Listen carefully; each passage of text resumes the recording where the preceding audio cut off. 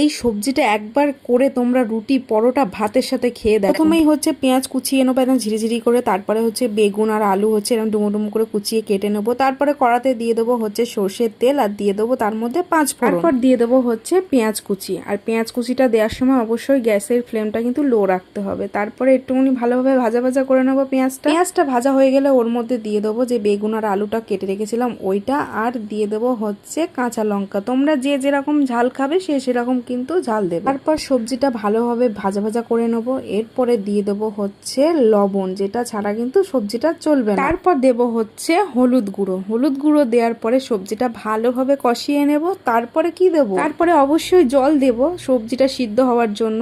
একবার বলছি তোমরা এই সবজিটা করে দেখো, দারুণ টেস্ট হয়। তো জল দেওয়ার পর সবজিটা আবার ঢেকে দেবো, দিয়ে দেখে নেবো ঢাকা খুলে যে সিদ্ধ হয়েছে কিনা। তো একদম রেডি গরমা গরম বেগুন আলুর তরকারি। হ্যাঁ, আমার রেসিপিটা তোমাদের কেমন লেগেছে অবশ্যই কমেন্ট করো, লাইক দিও আর সাবস্ক্রাইব করে পাশে থেকো।